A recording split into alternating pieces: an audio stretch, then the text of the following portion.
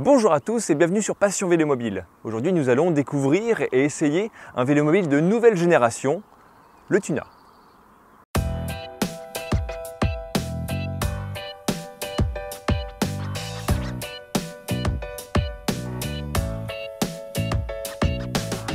Le Tuna, c'est le nouveau modèle proposé par Intercity Bike. Le fabricant est déjà connu pour être à l'origine des DF et DFXL, des modèles ultra performants mais avec une excellente aptitude pour le vélo taf au quotidien. Après avoir accumulé pas mal d'expérience, Intercity Bike nous propose avec le Tuna quelques nouveautés, dont deux remarquables. Des capots pour accéder aux roues avant et des roues avant de 16 pouces au lieu de 20. Là, il y a pas mal de choses à dire, on y reviendra plus tard. Le Tuna mesure 2,65 m de long, 69 cm de large et 91 cm de haut. Il est à considérer comme le successeur du DF XL. Ce dernier ayant d'ailleurs servi de base pour développer le Tuna avec un tas d'améliorations. Petit aparté, le Tuna ça veut dire thon en anglais. Alors je sais que c'est un des poissons les plus rapides de l'océan, mais enfin, pour évoquer quelque chose de léger et sportif, je sais pas, j'aurais peut-être choisi un autre poisson, un espadon, un requin, une sardine, je sais pas. Revenons aux bases. Il possède 3 roues, un grand capot d'accès sur le dessus, une grande trappe d'accès au dérailleur arrière, des capots d'accès aux roues avant, mais aussi une trappe d'accès à la tringlerie de direction. Clairement, en termes d'accès mécanique, c'est l'un des plus faciles.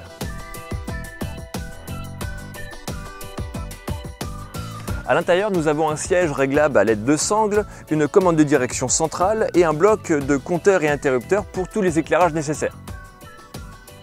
Le pédalier se règle en coulissant sur une baume en aluminium et une nouveauté de ce côté-là, un galet de chaîne supplémentaire qui permet de bouger la taille pilote sans devoir forcément raccourcir la chaîne. C'est surtout un plus pour moi qui suis amené à le dérégler pour les essais clients, mais aussi pour gagner en réactivité sur le dérailleur avant, et ça c'est pour tout le monde. Et puisque je parle de taille, le Tuna s'adresse plutôt aux grandes personnes, à partir de 1,65 m jusqu'à 2 m, voire plus si affinité.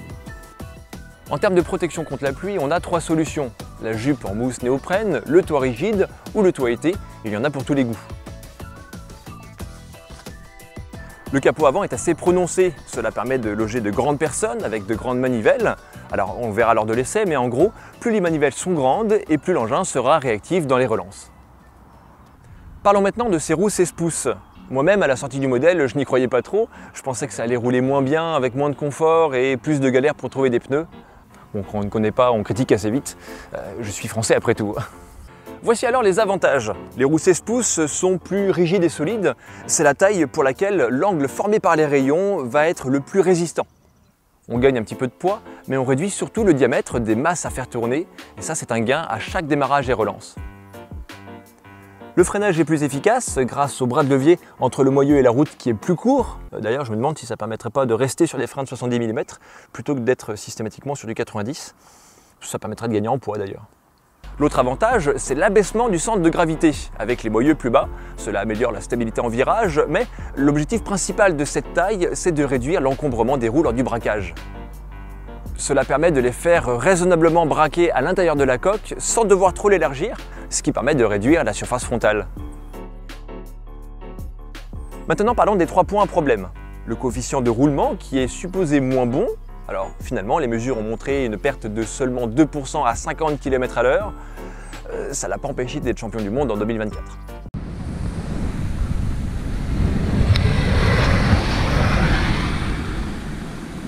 Au niveau des pneumatiques, si on regarde ce qui existe sur le marché, on se rend compte que le 16 pouces est bien plus répandu. On a l'exemple de Brompton qui a vendu 1 million de modèles dans le monde en 16 pouces type et route. Donc si on veut du pneu, on va trouver, il n'y a pas de souci. Et enfin le confort, bon là pour pouvoir le mesurer, il n'y a pas de mystère, il faut l'essayer.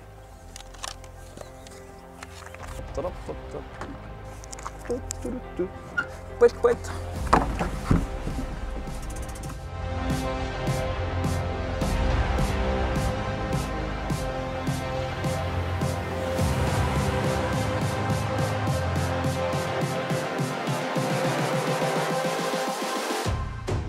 Close your eyes.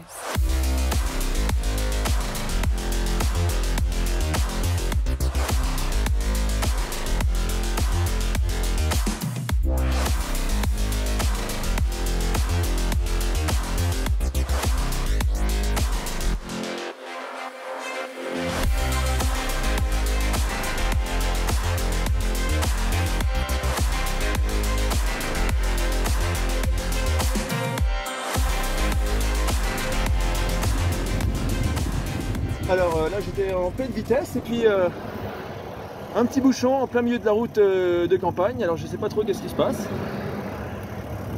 Ça fait partie des aléas du déplacement sur la route. J'espère que ce n'est pas un accident. Il y en a qui font demi-tour, ça sent mauvais. Mais du coup ça me donne l'occasion de souffler un petit peu puisqu'il fait extrêmement chaud. Aujourd'hui à l'extérieur, là, en plein soleil, il doit faire plus que 40 degrés. C'est vraiment, on va dire, à la limite du supportable quand on veut faire un effort physique tout bêtement. Heureusement, j'ai mis mon toit été, ce qui me donne de l'ombre sur le crâne notamment. Et puis le casque sur la tête maintient le crâne un peu plus au chaud, mais bon, c'est un choix de sécurité avant tout. Donc,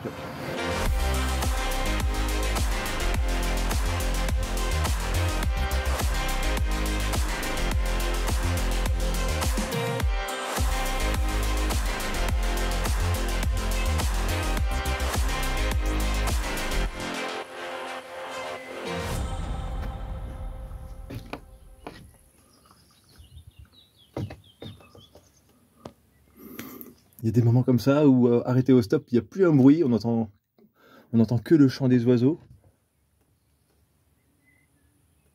Sympa.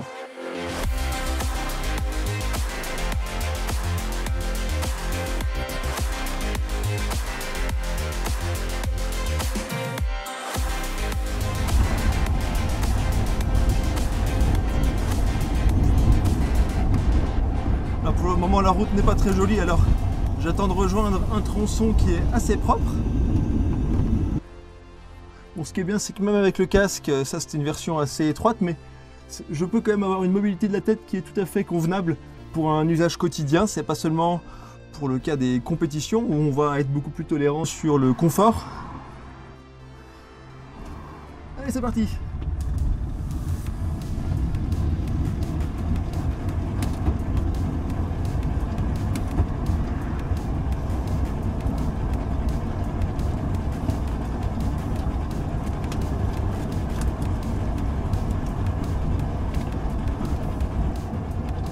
Dès le démarrage, on le sent, les grandes manivelles permettent d'avoir une meilleure accélération.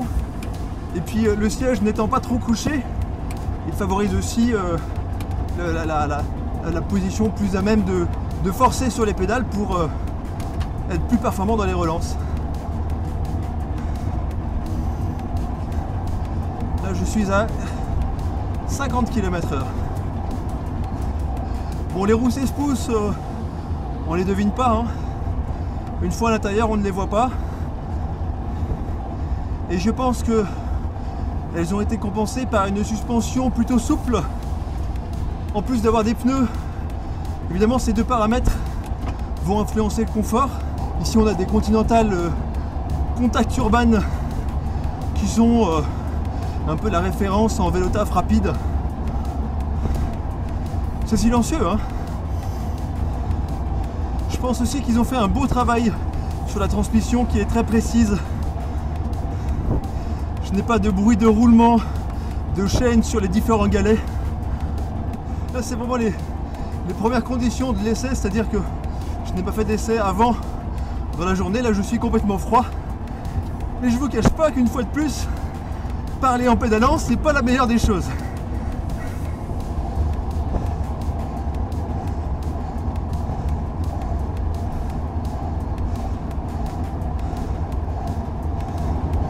Là, je suis à 55 km/h, ce qui semble être pour moi, la vitesse de croisière soutenue. Et le bruit est très agréable, hein.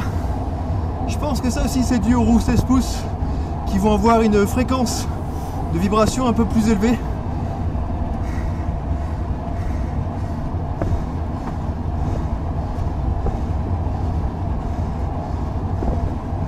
« 57 km/h. Ouais, ça demande qu'à accélérer, hein. Ici, la ventilation principale, c'est la visière lorsqu'on l'ouvre. Mais c'est aussi à travers la baume en aluminium qui est creuse. Hein, il y a une prise d'air dans le nez. Du coup, là, ça ventile directement sur les genoux ou les cuisses. Et c'est pas désagréable. La seule chose, c'est que j'espère ne pas avoir un frelon à rentrer par là. Ce serait un petit peu problématique. Là on arrive à un stop.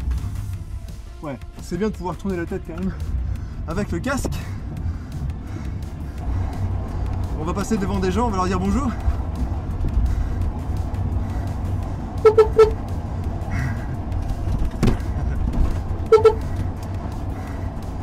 Et messieurs, dames, c'est un monoplace, désolé. Alors là ça monte, hein, je suis à 40 km/h, ça ralentit un poil. Alors, franchement on sent qu'on est sur une machine qui a un passif de compétition. Attention la bosse.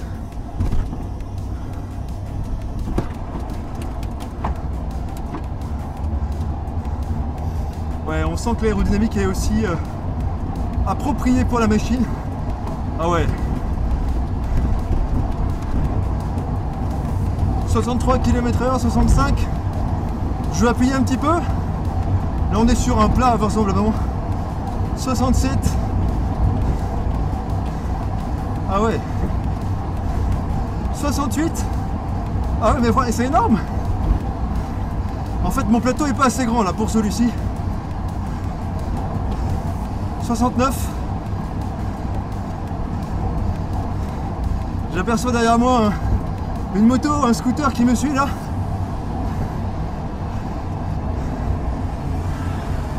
Ouais. Mais je pense qu'il a eu du mal à me rattraper celui-là.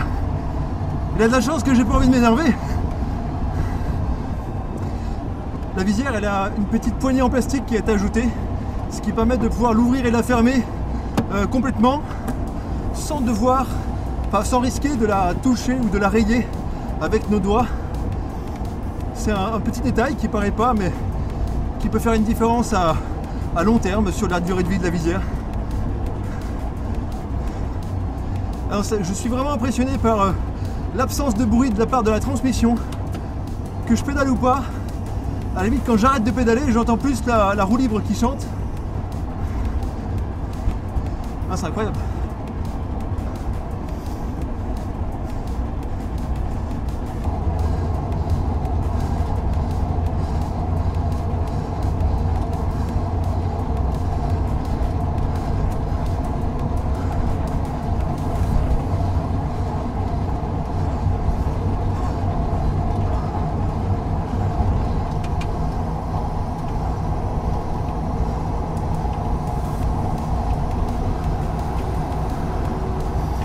Là, je suis à 70 km/h.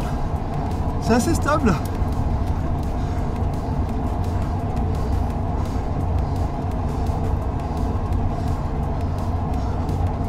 Alors on sent bien sûr qu'il est réactif, hein, y compris dans la direction.